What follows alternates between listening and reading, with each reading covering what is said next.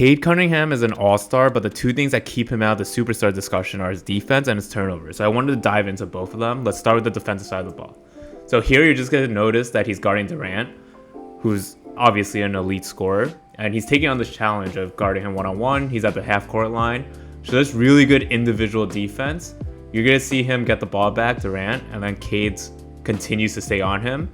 Good closeout. He's going to recover here, and then just good contest.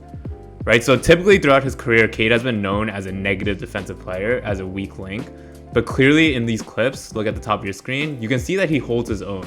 And not only does he hold his own, he's holding his own against one of the league's best scorers. So it's not only that he's not a net negative on defense, he's definitely approaching being a good defender, which changes the trajectory of his career tremendously. He's now going from an all-star playmaker who can't really be a good defender to guarding one of the best scorers in the NBA. That's a completely different dynamic now for Cade.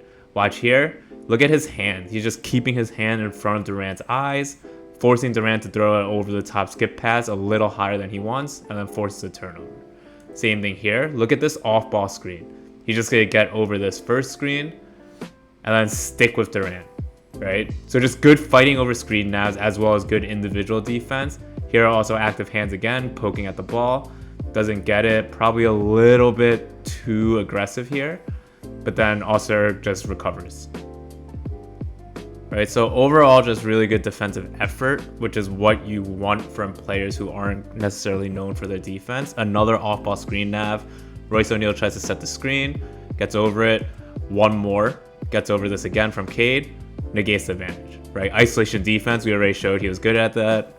And then here he fouls, but you can let that go. Like that's just a great defensive possession. And then one more here. Look at Cade. He's in help right now. And then just going in and out. Sees this. He's in help. Gets over this Tyus screen to close out on Durant. And just a really good closeout, right from a help position. So a lot of defense is just effort. You can see he's clearly putting in the effort here. Another closeout. Look at how far he has to cover ground when this pass is made. So Beal makes his pass. Cade's in good help position. And then just hard closeout on Durant.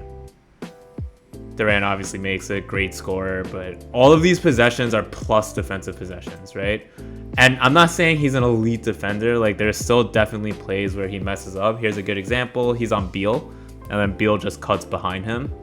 And there's just a lack of focus, just loses Beal. And he does this on back-to-back possessions. You're going to see on the next one again. So here, he's on Beal. After Beal makes his pass, he kind of relaxes, Cade kind of relaxes a little bit. Gets beat backdoor. An easy layup for Beal. But look at this fight. This is the next possession after those two beats. He picks up in transition. Then Beal gets the ball. Cade's going to switch back onto Beal here. So watch, takes this matchup. And not shying away from this matchup after he gets beat twice in a row pretty badly.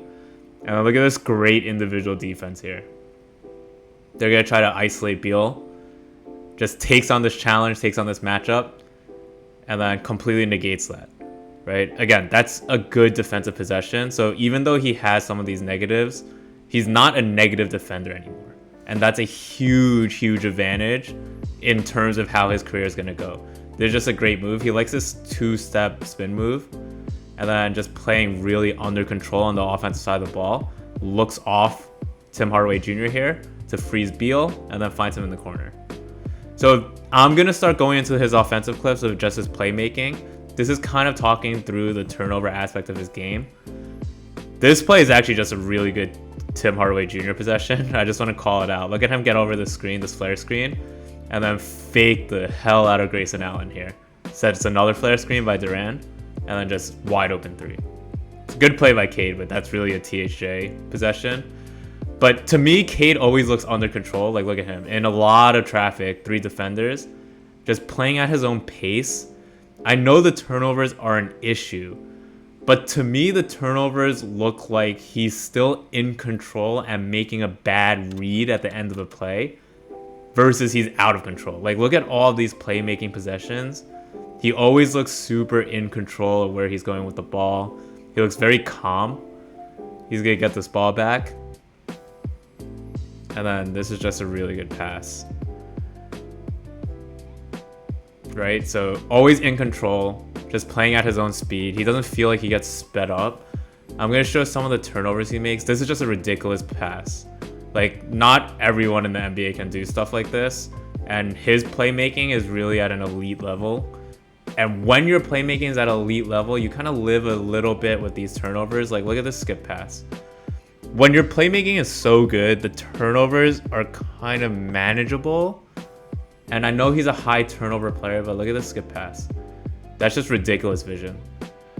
But even if you want the turnovers to be limited, I think with more experience, he can limit the turnovers. Again, when I watch him play, he looks like a player who's in control that sometimes just makes bad decisions. So like this, like he doesn't look sped up here, right? He's like snaking through, coming off the screens, drawing two, and then trying to fit this lob in. And that's just a bad pass, right? But it's not like he's sped up there. This one's a bad play. He's definitely forcing the action here, and he doesn't have to be. So here he gets this post matchup that he likes, gets kind of stuffed, good defense, and then just throws this behind the back pass. Like these type of plays you don't really need to make. And that just seems like with experience, those go down. And that's more so why I think the turnover conversation isn't the worst. Because again, he just always looks super in control. Now, let me just go through some of his offensive highlights. This isn't one of his better offensive games, but this part I don't think anyone has qualms with. I just want to show it. So just really strong finisher after a rescreen. So knows what to do with the ball. It's a very cerebral player. Here, you're just going to see good spin move and then just incredible finish. But this part of this game is what has really improved from last year on the offensive side is his pull-up shooting. So here, another ridiculous lefty finish. The next clips I'm going to show are of his pull-up shooting, and this is the piece that has improved the most. He's taking more shots off the dribble, and he's also more efficient at these off-the-dribble shots and just pull-up shots in general.